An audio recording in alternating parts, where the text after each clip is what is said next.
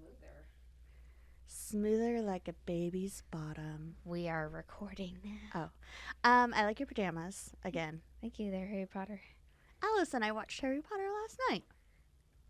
Jealous of your life. I built Harry Potter last night, and I listened to my Harry Potter book last night. Wait, so you're jealous that I watched Harry Potter yet you listened to the book? Yeah, I'm on the second one. What? Okay.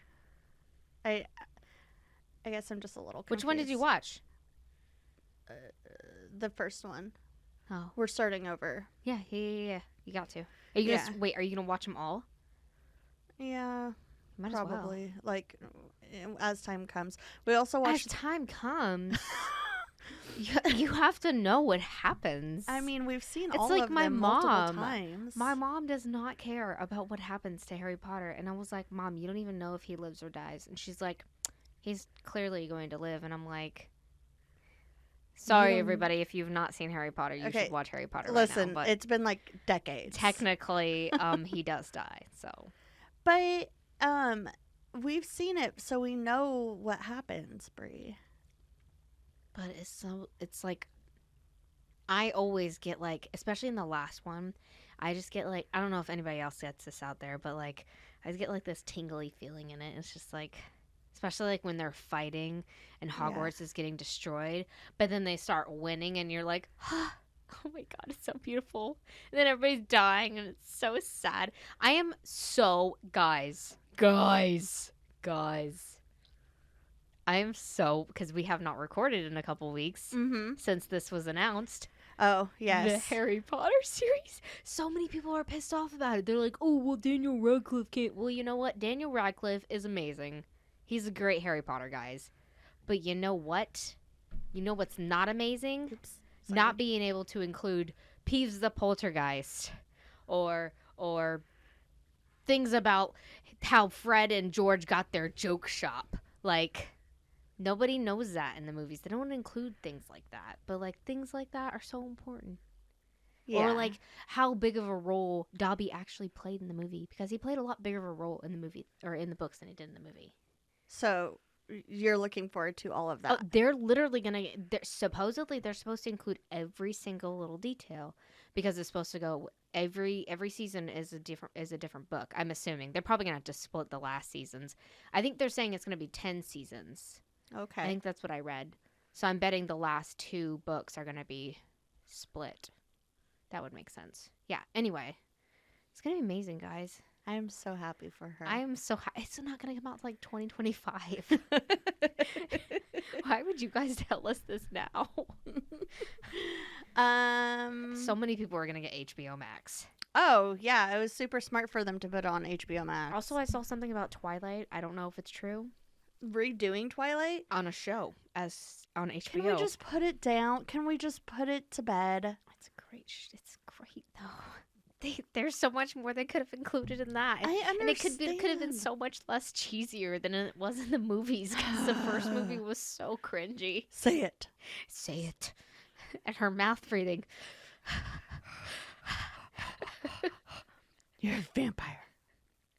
Well, the TikToks making fun of her, like whenever she like gets socially awkward, and she's like, I can't. I don't like the cold. Also, I'm sorry. No, I'm not. No, I'm not. Don't apologize. They just overdid it a little bit. Yeah, they did. How are you today? How was everybody today? We've missed you guys. We're so sorry that we were gone. We had to take a mental health break. We did. Not from each other. No. We love each other. We still saw each other very much. But no, we needed to take a little bit of a step back. Yeah. From the podcast. It was just one of those things that it needed to be done. We needed nothing's wrong. A refresher. Yeah, nothing's wrong. We're great. We have so many more ideas now. So that's pretty cool. Yeah. Now we just gotta actually like execute these ideas. Yes. What a big word. What a big girl word. Execute. It's not really a big word. It's like a creative word. Yeah. So I have. Who's going first this week? First off. You can go first. Okay. I have a question for you. Shoot. All right. Speaking of execute. If you could travel. Hello. Oh, is it on cameras? Can I? Yeah.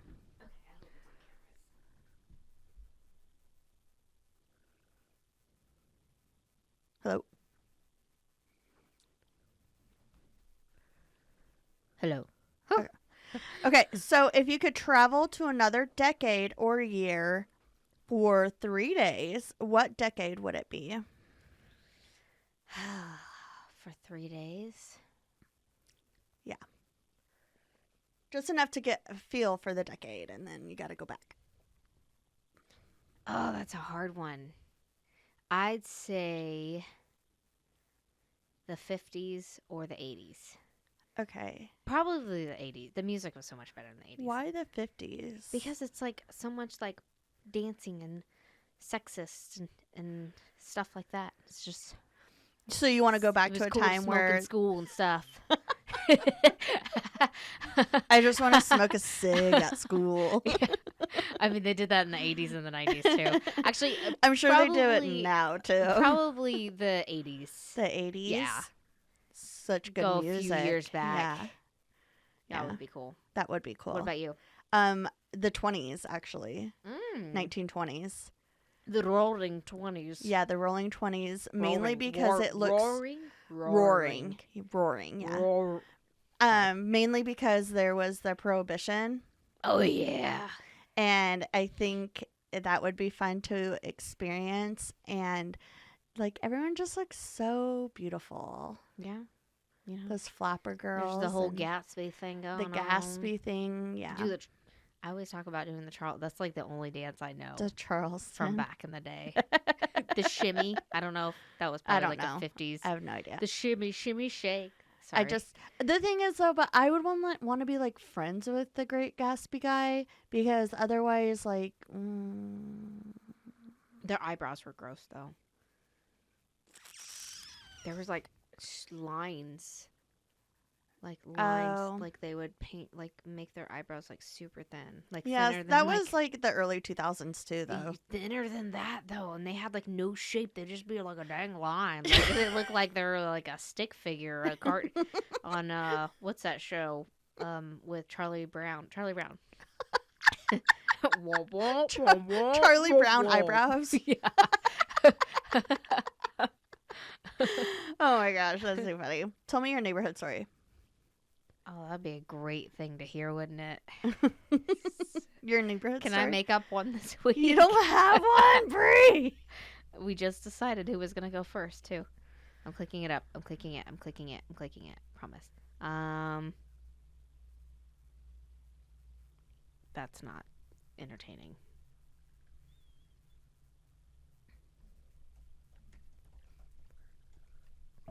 See, you know, this would be so much better if you guys would send in your neighborhood stories. Yeah, what the heck? Because then or I could just, Did you just Google be, one? be prepared. Oh my Yes. god. I could just be prepared. You can skip your neighborhood story. No.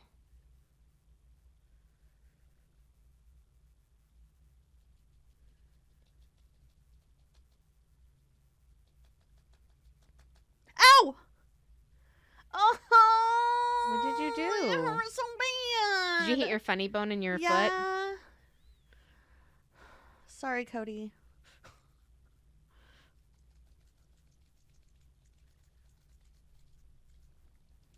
Okay. Okay. I know someone like this too. Okay. All right. Tell me your neighborhood Uh, story, Brie. Okay. So, had a neighbor. This one is from Cheeseburger. Oh my God, I remember that website. It says, had a neighbor who wouldn't let anyone use his driveway because he didn't want it to get dirty. Anyone, including himself. He parked on the street outside. If he thought you were having a party, he would drag a bunch of plastic bags full of God knows what to the end of his driveway so no one could turn around in it. One time, I came home and he was outside hosing it down in the rain. To his credit, I've never seen a cleaner driveway. But like, it's a driveway. It's a driveway. It's for driving. Can you imagine Like, what what the else are you inside gonna of do on it? Yeah, but can you imagine the inside of his house? Right? It's like if he has to work on the vehicle, he's gonna have to like put a tarp down. He probably doesn't even know. Probably doesn't- There's probably no way. takes it to go get worked on. Yeah, there's no way. Or he like takes it to a mechanic shop and was like, "Can I borrow your garage?" Go rinse Man, out. You can do that on my base. my ex-in-laws, they had a neighbor that he would plow his driveway and he would haul the snow away instead Weird. of just like piling it up to the side. I kind of get that though because it just puddles up. I get it, but like It's so much work. yeah, like he had a ATV with the plow. It's not like you can pick it up. No, my ex-in-laws. Oh, okay. Yeah. Gotcha. So, yeah, their neighbor. Anyways, all right, I'm gonna tell you my story, and it's kind of long, but I'm not sorry. Um, I listened to like 20 million podcasts about this, even though it's not that well known of a story, but it has been covered by quite a few people, other podcasts, and I listened to a book twice, the same book, to make sure I was getting all the information. Oh, you make fun of me for listening to Harry Potter. This was for research, Brie. And so was mine. Oh no, I forgot my notes. It's fine. Are you sure? You want me to go get them? I can go get them. Where they at? Get them. They're on the counter. Okay. We can have Alice bring them. No, she won't be able to find them. It would have been easier for me to get up, but it's okay. To do something for you. Okay.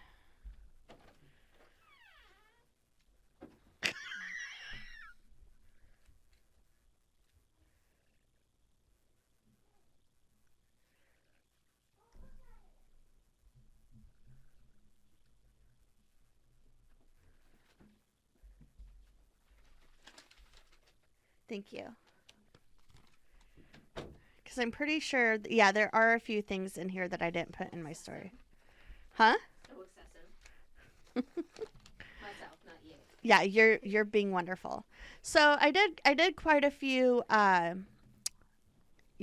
we'll see what happens. Anyway, let's see how that story goes. Okay. So I'm going to tell you about Elizabeth Jean Williams, also known as Betty. She was born on August 11th, 1943 in Marion, Illinois. When Betty was 12 years old, her family moved to from Illinois to Odessa, Texas. And Odessa is like this all-American town. It's a small town, but like everybody goes down to the local high school on a Friday night to watch the football. Oh, I love it. Yeah. And it's weird. I'm watching Riverdale right now, and Riverdale in the show is like a town like that, and one of the main characters is named Betty. Odessa is known for where they filmed Friday Night Lights. Oh, interesting. Yeah. Okay. So, her uncle, her dad's brother, was convinced her dad like to move the family down there because that's where they lived. He's like, the oil field is like booming. Come down here and work. So her father was a carpenter, had nothing to do with oil, and her mother worked at J.C. Penney's. And this is like the 1940s, the 1950s. Oh, J.C. Penney's was booming. Yeah, but also women didn't really work. They stayed at home. True. So she worked at J.C. Penney's because maybe that's the time I should go back to. So you can work at J.C. Penney's. So I can not work. Oh, right. Wait a second.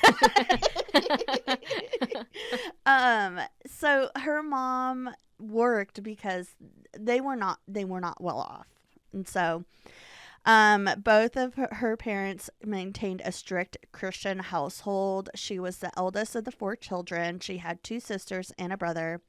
And in the fall of 1960, Betty was 17 years old and was a senior at Odessa High School, OHS. And at the time, Odessa was deeply conservative Christian town that Betty never quite fit into. She was more of like, not a rebel, but she was like, I don't know. She was opinionated. She seemed to thrive on the reactions from her peers when she would express, her opinions. Betty was openly anti-segregation and pro-sexual freedom. both of which made her social outcast in the eyes of most of her classmates. She was alive in the wrong time. Yes, she definitely was. Way So, wrong time. Betty was, like I said, outspoken. She was flirtatious, and she often found herself in the crosshairs of jealous girlfriends. Ooh, Betty, get it, girl. Yeah. You bad girl. Because her bedroom had a back door leading to the outside, it wasn't difficult for her to sneak out at night. She would sneak out after curfew and walk a few blocks to the local diner called Tommy's Drive-In. It was, a favorite teenage hangout. And there she would mingle with the popular boys at school, like the football jocks, and she would catch the side eyes of girls when she would talk to them. So, as she was also a passionate theater student, Betty had secured lead roles multiple times in school productions, and she even landed 3 different roles her sophomore year. Like, that's how good she was in the theater department. Betty dreamt of someday performing under the lights of Broadway, or maybe even making it to Hollywood. She and her best friend Gail had already decided that they wanted to attend Indiana University together to study theater. During her junior year of high school, Betty had struck up a friendship with a boy named Mac Herring, a boy football player at Odessa High School. He was actually a grade below Betty. Ooh. Betty and Mac were on entirely opposite ends of the social spectrum. She was raised in a lower middle class family in a small, modest home, and she was the outcast at the school. But Mac was raised in a financially stable home. It was a bigger house. He was the popular jock at the school. He was quieter and reserved, but he was the boy that the girls gushed over whenever he'd walk past them in the hallway. So by the time the summer of 1960 rolled around, their friendship had become more of a fling. So they weren't just friends anymore. And in Betty's eyes, they were together. They were going steady is what they called it so back cute. then. I know. But Mac didn't see it that way because he would never invite her over to any social thing that he would go to. She was never invited. But Betty would like gush to her close inner circle of friends about him. And she's like, I felt like he listened to her, or she felt like he listened to her and understood her in a way that no one else could. But Mac was like, bleh. Like, Aww. I don't care about, why did I say blah? Like, he's just like, wouldn't invite her to things. And if they were like out in public, or first off, they would never go out in public together. But if they were like at the same event at the same time, like he would just kind of ignore her. Oh my gosh. I know. Like I said, they weren't really together in Mac's eyes. She never met any of his family members. So he basically kept that relationship a secret. By August of 1960, it appeared that Betty felt rejected by Mac over his discretion and unwillingness to make their relationship public. So, one night, perhaps to make Mac jealous, or maybe she just didn't care anymore, but she got into a car and headed off to a secluded spot with Bill Rose. Whoa, Betty. Another football player and one of Mac's best friends. Oh, man. So Bill Rose himself would later deny that anything actually happened that night. Okay. But Betty's cousin Sheldon, her cousin Sheldon, who wrote the book that I listened to, said that there was a different story to be told. And in the book, he says, like, he would talk to his cousin Betty on the phone. And so, like, normally that he would answer, be like, hello. And she'd be like, hi, how are you? But he answered it and he said, hello. And she said, guess who I fucked?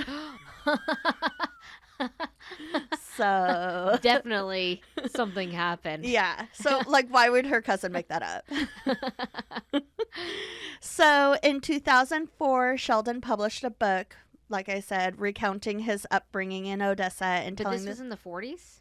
in 2004. Yeah, but when. This was in the 40s. Right, Yeah. it went down in the 40s, but the book came out. Well, we're in the 60s by now. She was born in 1943. Yeah. Okay. Makes So, sense. yeah, in 2004, though, Sheldon, her cousin, published a book recounting his upbringings in Odessa and telling the story of Betty from an insider perspective. According to Sheldon, Betty called him the night that she met up with Bill Rose. Like I said, never mind. I'll just repeated all of that. Blah, blah, blah. Blah. That's when it happens when I go off page, That's go why off script. We have editing. Yeah. So, okay, but, so Mac found out about this whole hookup possibly with Bill Rose. And instead of getting jealous, he just simply decided that he didn't want anything to do with her anymore.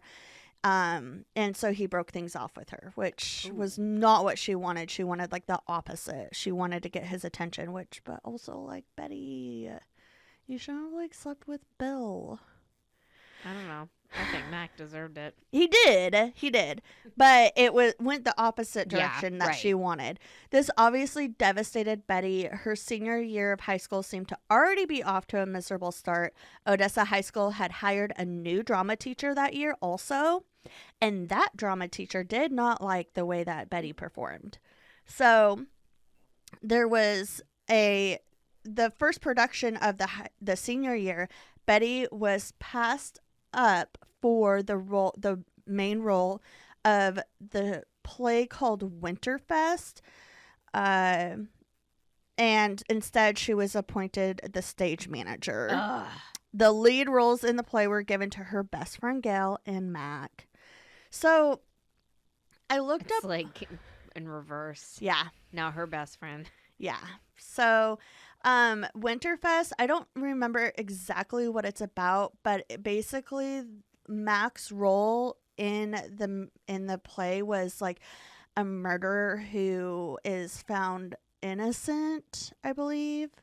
So it was just interesting, and I guess like it's a really boring, blah, not fun type of play for a high school. Like it sounds very serious for a high it's school. a very like, and it has something to do with like politics and stuff like that, from what I can understand, or like I don't remember what it was about, but it was like really like, wow, like, ooh, this sounds boring. Like, let's all go to the play this Saturday night at the high school. You're like, kids want fun stuff, you know? Yeah. They want grease. They want Hairspray. hairspray. They want Footloose. I guess all of that stuff comes out around the same time, though. This is actually happening. But Romeo and Juliet. She was actually, I don't know if I say it in this story, but she was Juliet in one of the school plays. Oh. Yeah. So, anyways. So, Gail and Mac are the main leads, and she is stage manager. She's put to the side. Ugh. It was around this time that Betty's home life also began to spiral. Betty kept a secret diary detailing all of her like spicy nights with boys from school in that diary. And her dad like had a feeling that something was up, and it's a very conservative Christian home. So he goes and looks through her diary. Oh, shit. Don't ever do that. That's wrong. Yeah. And, of course, everything in the diary confirmed what he suspected. So she was chastised and belittled for the things that her father read in the diary. And despite her attempts to convince him that it was like she wasn't doing those things anymore, he's like, no, absolutely not. Like, you're grounded. And so he tightened the restrictions on her social life. He had brought in also during this argument, he brought in her acceptance letter to the university that she wanted to go to. in Indiana, yeah, and he ripped it up. I Oh, know. that's jeez. Yeah. Very that was just like went from like a level 3 to like a level 10. That's Yeah. awful. That's her future, dude. Yeah. So he told her that she's not going to the university. She's not going to college. She's going to stay in Odessa. She's going to work at a local store and she's going to live at home. Because that's punishment. Because that's not doing anything for your child. Yeah, That's not no. bettering them at all. Exactly. Yeah. She's just going to continue doing what she's doing. Right? I would. Yeah. I'd be like, oh, okay. Well, I guess this is my life. I would run away. Yeah, no kidding. Like, as soon as she turns 18, like, you have no control over me. Nope. So, while working on the play, so that's just an idea of how awful her home life was with her dad. I don't think he ever got physical with her, but he was just not, he was way too strict. While working on the play together, Betty and Max seemed to rekindle their friendship. And, they even like started to work she would help him run lines together because they're working close Right. encounters, you might as well. So they're close, so naturally it just became a friendship again. Betty even started helping Mac with stage tips, like I said, practice running his lines with him. But it was during the rehearsals for Winter Set Winter Set is what it's called, not Winterfest. Okay. During the rehearsal for Winter Set, that Betty began to make these strange and unsettling comments to her peers. She'd be like, heaven must be a nice place. And her friends would like laugh it off because they're like, ha, Betty, you're so weird. Because she's also the outcast. Right. So they're like, this is really uncomfortable though, Betty. You should stop. Yeah. But of course, it was just like their thought of her making an attempt at dark humor, which, okay. Betty told several other students working on the play that she didn't want to be alive anymore, but that she couldn't bring herself to do anything about it. And she claimed that she even tried to she also told her friends that she tried to kill herself by taking 4 aspirin. Oh. Which just... That's not going to do anything? No, it just really... That's just a good aspirin. Yeah, that's a good night-night. Yeah. I don't even think it would make you go night-night. No, that's just a good aspirin. I think that's just probably like over-the-counter aspirin. Yeah. Or, yeah. Yeah, she took 4 aspirins. Yeah. Yeah, so... It's probably like equivalent to like, I don't know, Norco. I would say that would be like taking an Excedrin. Yeah.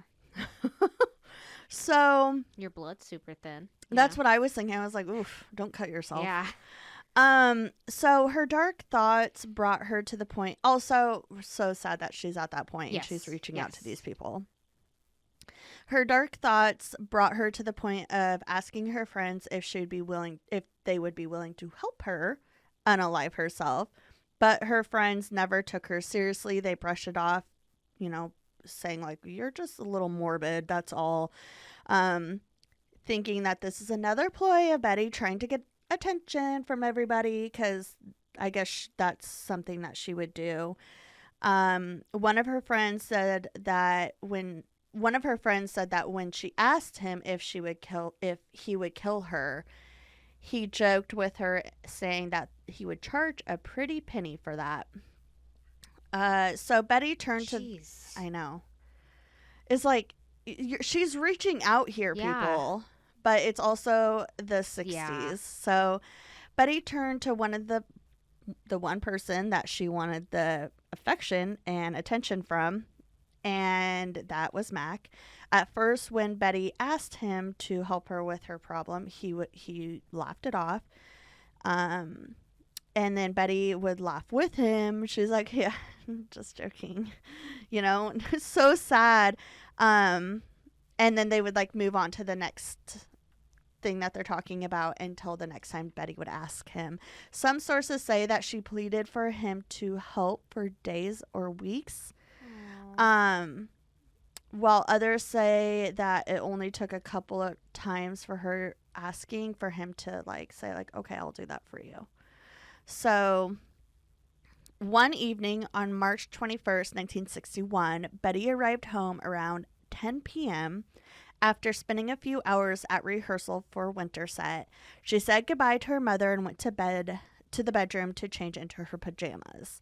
The next morning around 7:45 a.m., Betty's mother was setting the table for breakfast when she realized Betty had not come down from the bedroom. When she went to check on her daughter, she found the room empty. So she figured Betty may have left for school early that day. So she called the school to verify that she was there because also Betty's still in trouble. Um, but Betty had never arrived at school that morning. No one had seen Betty since she left rehearsal the night before.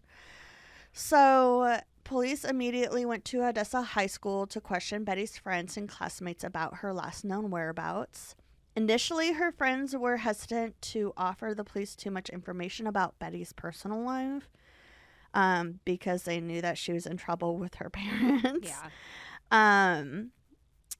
But soon, Gail and Betty's other friends opened up to police about Betty's evening trips with boys, and it was even revealed that Betty had recently started seeing an older man who worked as a DJ at a local radio station. That man was questioned and immediately ruled out. So they turned their attention back to the teenagers. With some encouragement, a student named Ike Neal revealed to the police that he had actually given Betty a ride home from rehearsal that night before. And according to the book her cousin published, he actually had been dating Betty for a couple months, which no one ever really said anything. So I don't know if it was well known. It was just in that book. That's the only source that I could find about their relationship. I claimed that he dropped her off at her house around 10 p.m. and she told him to come back and pick her up at 10:30 p.m. When he came back, Betty walked outside through the back door in her bedroom wearing baby pink shorty pajamas and a blue and white striped duster. She got into his car. He recalled seeing headlights pull up behind them around 11 p.m. a bit down the road. And he knew exactly whose car it was. When Betty turned around towards the flash of headlights, she said in disbelief, "Oh my God, I didn't think he would come." And as she was getting out of the vehicle, she said to Ike, "I have to call his bluff, even if it kills me." And Betty got into Mac's car and drove off into the night. So police set their sights on Mac. They sat him down to question him, and he told police that he did, in fact, pick Betty up from her house around 11 p.m. the night before. He claimed that they drove around and talked for a while before he dropped her off at home around midnight. And he said that he dropped her off at the front door of her home, but he didn't want to see if she made it inside. Like, he took off before she got inside. So that really, that was oh, really type of thing with the police, because why would she leave from her back door in her bedroom and then go to her front door? Door, risking getting in trouble. Exactly. Yeah, so I was just thinking too. I'm like, wait a second, she has a back door to her room. Yeah. So police after midnight. Police decided that they needed to bring Mac down to the station to try and gather more information. He went down there, and within 45 minutes, he told police that he had shot and killed Betty because she had begged him to do it. Oh. So he told them that her body was in a small stock pond a few miles northwest of Odessa in the middle of nowhere. Mac was asked to show them where exactly Betty was.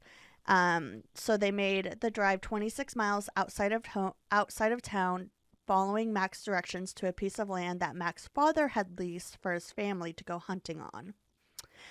So when Mac arrived, he walked up a hill to where the stock pond sat, and he told the authorities that Betty's body was in the middle of the pond. When asked if he could locate her body, Mac didn't hesitate. He stripped down to his underwear and walked into the water. and the water was like nearly chest deep where he stopped, Mm-hmm. and he reached out in the water, began to pull something heavy back towards the shore. In his hands were 2 human feet. Authorities instructed Mac to leave the body on the bank of the pond, and they immediately called for the ambulance.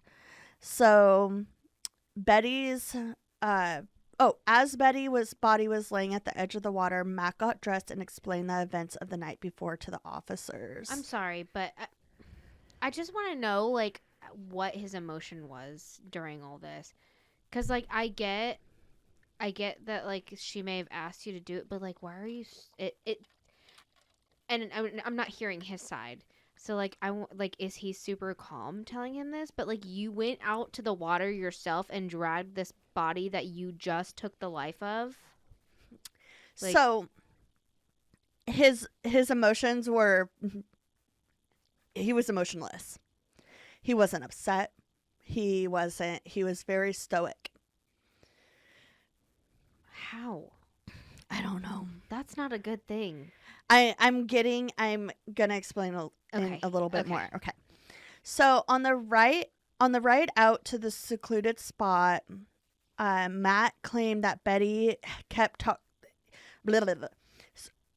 So we're Mac is recounting the steps of everything that happened, each event that happened, while they wait for this ambulance.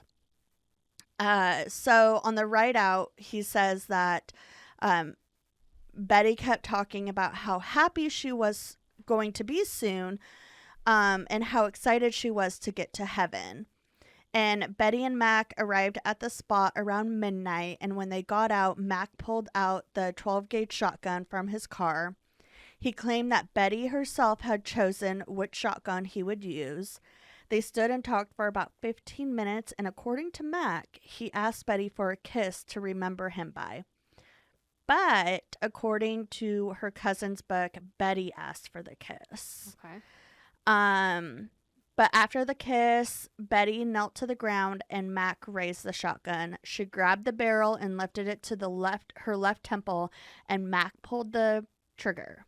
Betty was nearly decapitated by the point blank shotgun blast. Then he weighed her body down with 2 lead weights and submerged her in the stock pond where he left her. Jeez. Officers and reporters who were there at the scene have said that Mac was unnervingly stoic, cold, and when he recounted the murder, stoic and cold when he recounted the murder of his ex-girlfriend.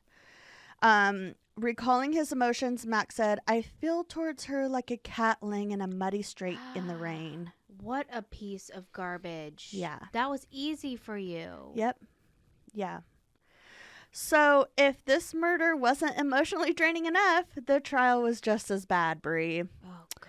So, Mac's defense attorney, Warren, intended to present a temporary insanity defense to the judge, meaning if he could prove that Mac was temporarily insane, or in other words, insane only during the crime, not before or after, there would be no trial, and Mac would be able to walk free. What was supposed to be the beginning of the murder trial ended up becoming a hearing to determine whether there even will be a trial. Warren Barnett, who is like a big hot shot, his attorney was. He was like almost like basically celebrity status for that area. Warren Barnett argued to the judge that before the trial begins, jurors should first be given the opportunity to evaluate the possibility that Mac was temporarily insane at the time he committed the crimes. So, if the jurors determined that Mac was temporarily insane, there would be no murder trial. The judge granted Mac a pretrial insanity hearing. The hearing was held in Kermit, Texas, 45 minutes away from Odessa. And the reason why I say this is because, like, I normally don't really go into those type of details, but I felt like I had to for this story because it was absolutely ridiculous. Okay. It was 45 minutes away, the trial was, from Odessa. The courtroom quickly began to look like a Mac fan club. Dozens of teenagers filled the room, openly offering their support for Mac. Oh my gosh. The seats behind the defense team was overflowing, but Betty's side only had her parents. No. Isn't that so sad? Poor Betty. The very first witness called to the stand by the defense was Mac's father. When I said Max, Max, M-A-C. Mm-hmm. Max.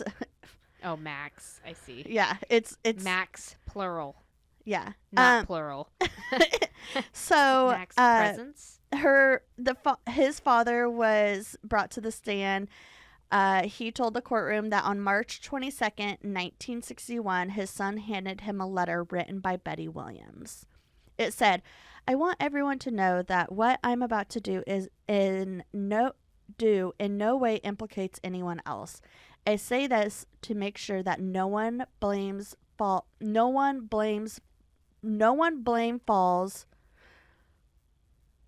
I'm adding words to this on accident. Okay, so it says, "I want everyone to know that what I'm about to do in no way implicates anyone else. I say this to make sure that no blame falls on anyone other than myself.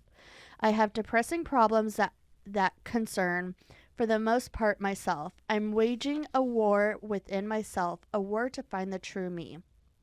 And I feel that fear that I'm losing that battle. So rather than admit defeat, I'm going to beat a quick retreat into the no man's land of death. As I have only the will and not the fortitude necessary, a friend of mine, seeing how great is my torment, has graciously consented to look after the details. His name is Mac Hearing, and I pray that he will not have to suffer for what he is doing for my sake. I take upon myself all blame for their lies on me alone. Betty Williams, March 20th, 1961. So that was her suicide note, basically saying like, This is my choice. Don't get him in trouble. Yeah. So, and the letter was analyzed by professionals, and it was determined to be her handwriting. On the day Mac was arrested, his father turned the letter over to the police.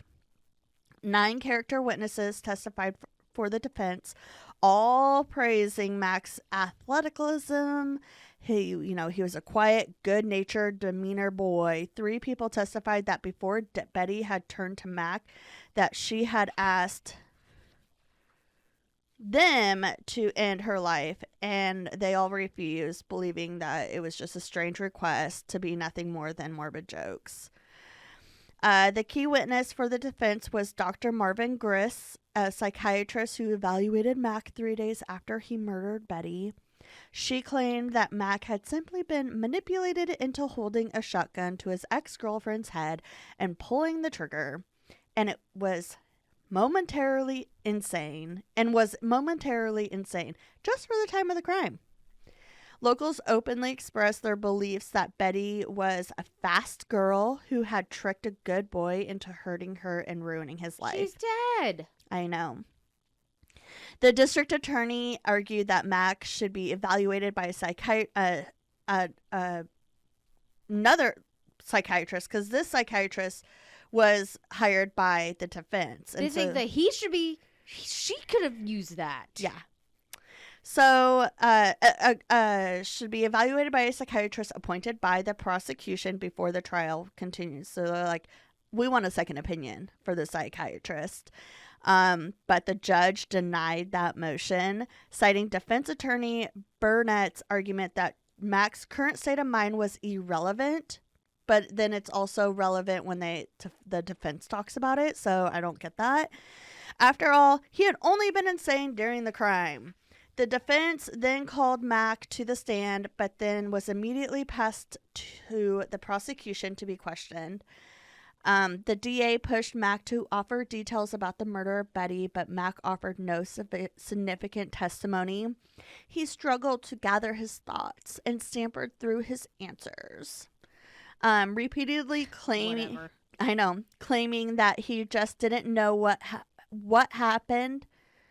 happened or why, and the jury didn't even hear the indictment the indictment read to them, they didn't hear any of the actual facts and evidence of the crime that was committed. They just heard like these testimonies about how amazing Mac was, and that was about it. Mac had such a plan to get Yeah. rid of her body and stuff like that too. Yeah, it was like, premeditated. yeah, exactly. Like, y'all are stupid. I know. So the jury deliberated for 11 hours before returning with their verdict. They determined that Mac was temporarily insane when he murdered Betty. So Mac walked free. Are you? The district attorney wasn't quite ready to give up. He appealed the verdict to the Texas Supreme Court. The court ordered a new trial for Mac. And the second trial was held in Beaumont, Texas. I don't know if I'm saying that right. 600 miles away from Odessa. The turnout for the second trial was no different than the first. Jeez. There was people flooding that courtroom for Mac. Golly. In the eyes of the locals of Betty, she wore a scarlet letter A on her. She set out to destroy Mac for breaking her heart by sacrificing herself for revenge. She was the victim. Yeah. Everyone's like, no, she sacrificed herself so that he, she could ruin his life. Because she's benefiting. Yeah, What right? is she benefiting from it? So witness after witness. I'm so mad right now. I know. Sung Mac's praises. The prosecution had almost nothing to argue with. The biggest question still on everyone's mind was why? What compelled Betty to ask such a gruesome request, and what compelled Mac to believe that pulling the trigger was the right thing to do? Right.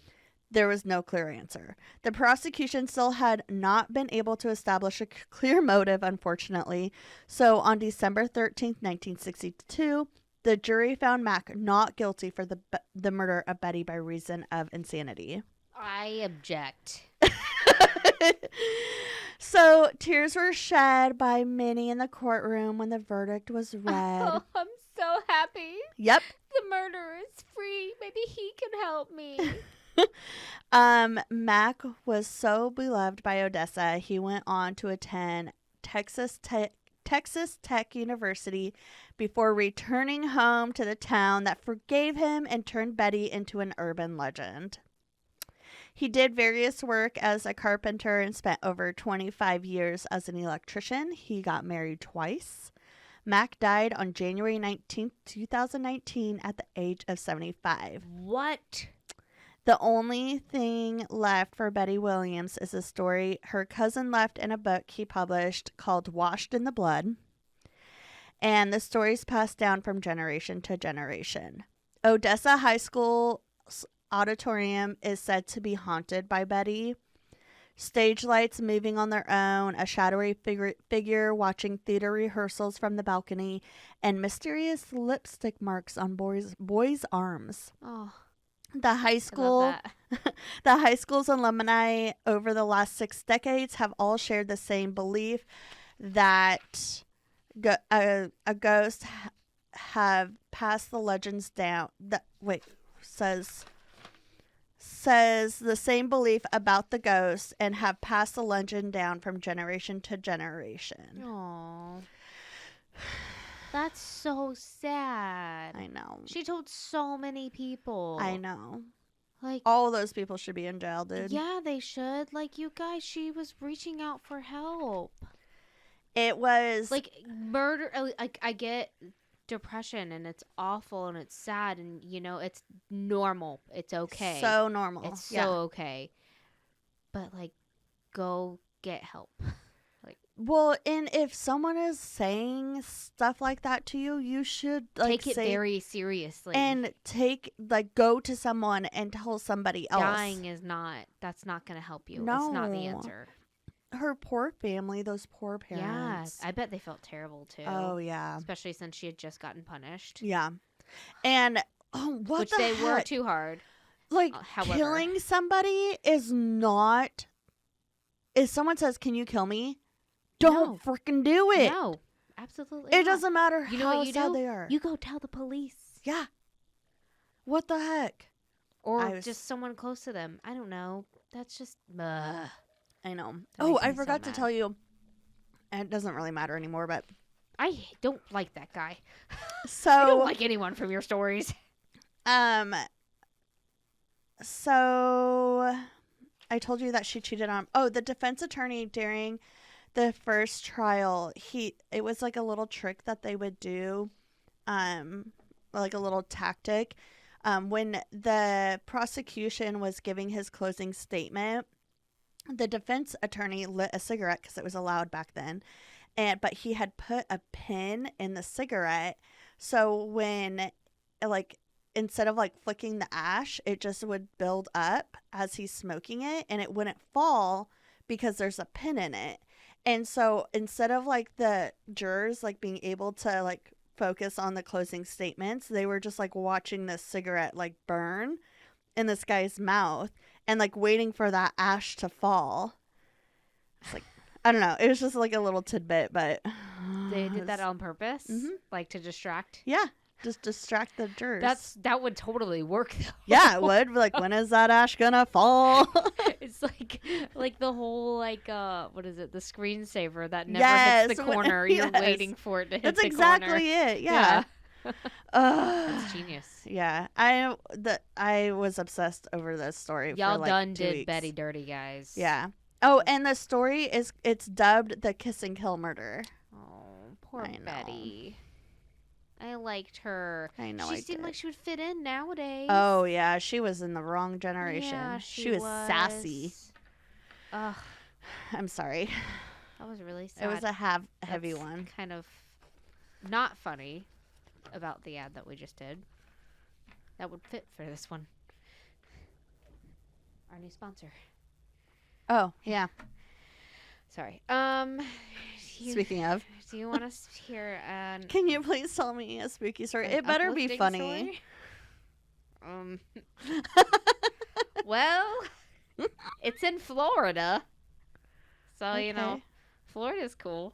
Florida's cool. Florida. All right, so was this one on the list? I don't think this one was on the list. You can see it right there. Oh, yeah, that's right. It's not, because I looked at the one on Florida for the list, and I wasn't in love with it, so I chose this one. Oh, okay. I don't think it is. Oh, or maybe I already did the one in Florida. It's right there. You can read I it, know, can't I'm you? looking for it. It's on the map, bro. Oh. Let's see. Yeah, it's not that one. Oh, okay. Okay. I think I looked into that one, and there may have not been a lot of information. I wanted a longer story this week. Gotcha. A little Okay. bit longer. Okay. Yeah. So I'm doing the Saint Augustine jail in Florida. Okay. Let's go. I haven't done a jail in a while either. No, you haven't. It's where Mac should have been.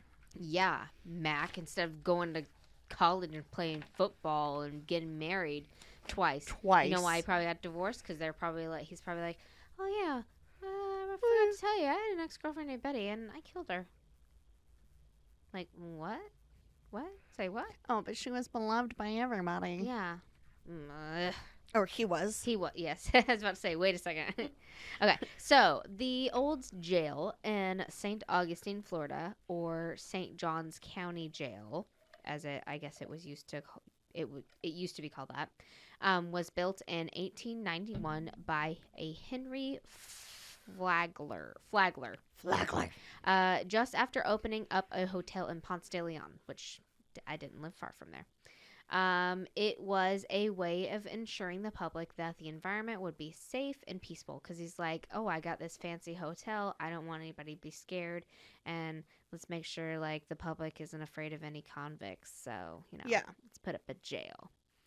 So originally, Flagler decided that the jail that was built too close to the community. So I guess he hired a PJ Poly, which is also the company that was responsible for building Alcatraz, Oh, cool. to build a new one further out. So like one was built and then they're like, no, too close to the community. Let's push it back. As our jail's like on like the main road Is it? in town. Oh, yeah. You can like see it from like McDonald's. The jail. And it's very clearly a jail. Well, kind of. So it was important to Flagler that the building appeared pleasant and fancy. So he didn't want it to look like a jail. He wanted it to be like really pretty on the outside and then just like a jail on the inside. Okay. I get So that. yeah, I guess you want it to look good. Yeah. So, the jail was designed in a Romanesque. I think I said that right. Revival. The appearance. It was kind of like the appearance of like a Victorian house. Oh, ow. Um, Ooh. and it was almost unrecognizable as a jail, aside from like the bars on the windows. Are you Oh, okay? yeah, I forgot I had a cut on my palm and I just like scraped my nail You're like, against ah, it. ooh, ow.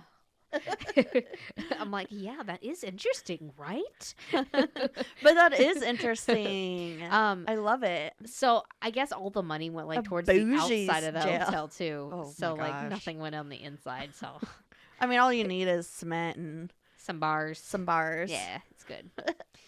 The jail was made to contain 72 prisoners at full capacity, and I will say I do think that this is one, and from what I've read, I do think that this is one of the only jails that I've reported on that didn't go over its limits. They don't. It's not going to be like, oh, it's only 72 capacity, but 2 years later it had like 600 people in it.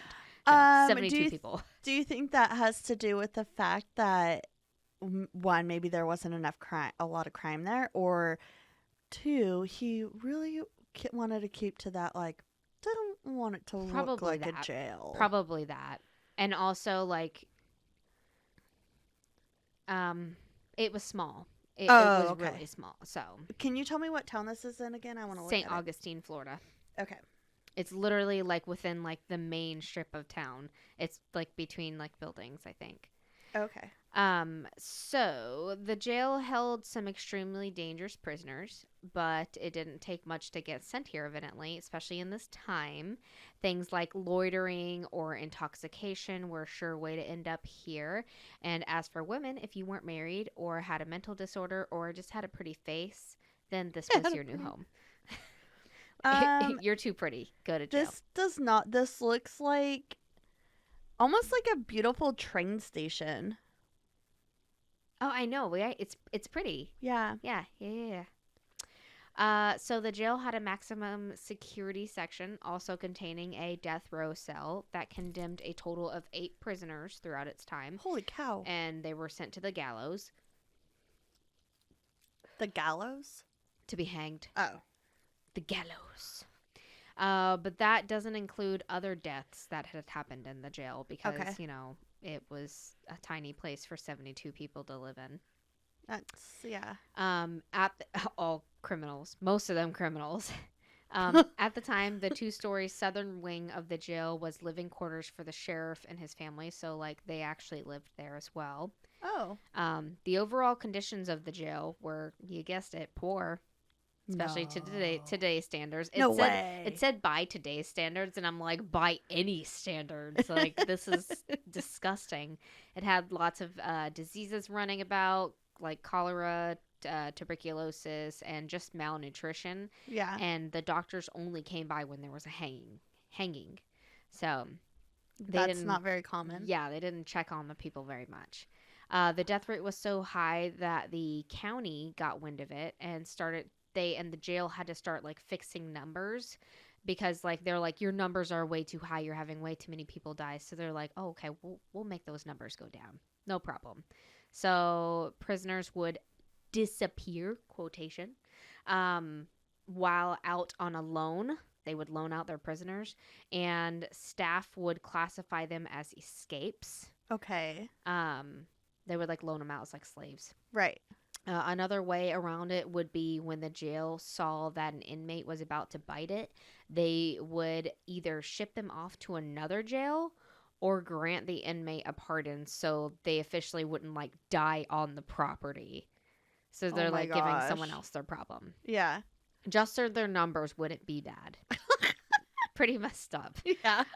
Baths, I'm sure you guessed it, were not often. And like living in the South, heat, super gross. Oh my gosh, I can't imagine. And no AC. Right. And using the can was quite literal. They would pass a bucket through each cell and use the same bucket. Ew, that's so gross. The prisoners were worked hard in the Florida heat Yeah. to farm during the day, and from that, the prisoners would sometimes catch their own dinner while they were out. Oh, So they would have to like get their own food. okay. Violence between inmates and even guards. There was violence between inmates and even the guards. The women were often raped and peddled out as sex workers. Men were lent out as slaves, traveling throughout the country in cages and shackled at the ankles.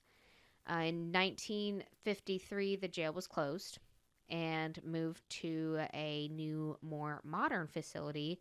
The vacant building was then sold to an entrepreneur named Henry Slim McDaniel, who began operating it as a roadside tourist attraction. Just like, come see where these people were tortured. That's where the photo that I looked at, it had like a little like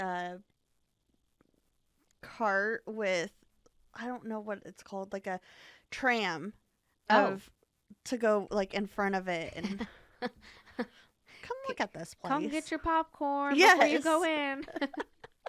In 1987, it was then placed on the National Register, and now it is restored as a museum and open to the public. I love that. So, clearly, there's some spooky things going on here. No way. What? The inmates, men and women, were incarcerated and were convicted of some pretty terrible crimes, and many of them did not survive their sentences. So pretty much going here was a death sentence. Like, I know I'm gonna die if I go here. That's really sad. Yeah. Along with the treatment, the inmates received some inhumane punishments like beatings and torture and starvation. So it was just a terrible place. Right. So spooky stuff. And in the solitary cell today, people are challenged to go in there and like sit alone in it in like the far left corner, and everyone who supposedly has done this has claimed to have seen a shadowy figure lurk towards them. Super cool. Some have even claimed to have uncovered scratch marks on their belly the next day after doing this. Oh my gosh. Some believe it was either a prisoner named Sim Jackson, who was hanged in 1908 for killing his wife with a straight razor, or another named Charlie Powell, who was arrested for beheading a man for spreading rumors about his spouse. Oh my gosh. Props to you, Charlie Powell. But also, you gone too far. One step too far. Yeah. Despite air fresheners and daily cleanings, visitors and workers at the old jail have reported the smell of sewage when none is on site, and others smell a sickeningly sweet smell, which may be described as like boiling molasses. Like, how do you know? It smells like boiling molasses in here. It's in the IHOP. It's a very specific smell. Who says that?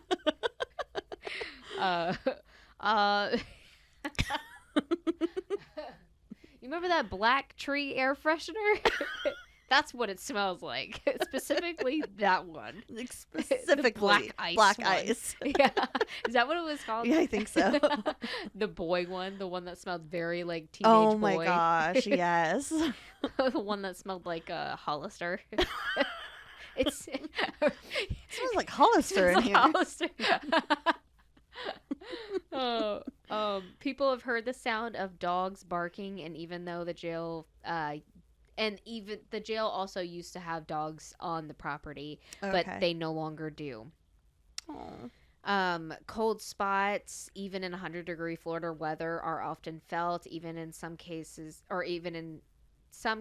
of people feeling as if someone has like a cold hand touching their shoulder. Ew. Also, people have experienced someone grabbing their ankles or scratching their back. Ew. But also, you can scratch my back. Like, get to the left right there. Get that, please. Claw. The feeling of someone tugging their hand or someone blowing on them as they pass by, like.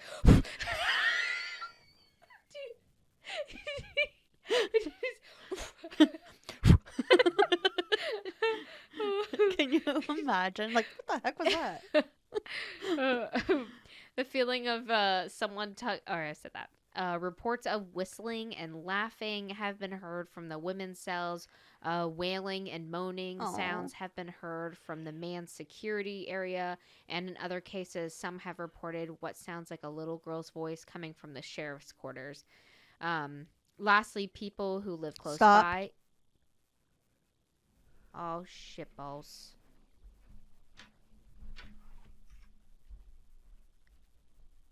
Oh, battery. Are you? Yeah, I'm almost done. How long? We have like probably like 15 minutes. Okay. Oh, I'm getting close. Okay. Lastly, people who live close by have complained of footsteps walking inside. The sound has been described as clunky, loud noises believed to possibly be from the inmates and chains Oh, okay. I was all those thinking like years a ago. cowboy boot. I know. I maybe could be from the sheriff, maybe too. Yeah. Orbs have been spotted, and apparitions have been seen crossing the main door and then vanishing into thin air. So, one thing about this story is I found a lot of fun. Yep, I'm scared reviews. Yay! So, the first one is from a Debbie S., and it is titled Definitely Haunted. Their tour was fantastic. If you are into ghost tours, this is the place. We got lots of pictures of orbs and shadows and definitely felt that heavy feeling in the jail. This is a must see and take a camera. You will pick up pictures here. Whoa. The next one is from Vintage Glam, who gave it 5 stars, and their title was Real Thing Paranormal Activity Here. I toured the old jail on November 9th, 2009. The tour was silly and scripted, but the activity was real. I encountered extreme cold spots in death row area and on the second floor and I had a contact experience. I felt somebody grab my arms, but nobody was there. I came out with bruises Oh my from gosh. 2 large hands on my arms. You could clearly see the finger marks. Whoa. Contact Jeez. experiences are rare. If you are looking for one, go to the old jail. This next one is from Oh, STVYUH. okay. Shut the very 5 stars. 5 stars. The best experience of our lives. My husband and our 19-year-old daughter did a night at the old jail investigating the paranormal. It was a great experience. My daughter Tara got the most personal contact in the jail. I would pick up a lot of energy in the jail. I would pick up a lot of energy in the old jail. The best part is the end when the investigator does a closing of the night, and I would personally ask for Scott. He was the best, and at the end he had everyone, by everyone, I mean spirits, stirred up in the old jail. Tara's EMF was going off constantly, and when we got home Sunday at 3:30 a.m., Tara did not wake up till Monday morning.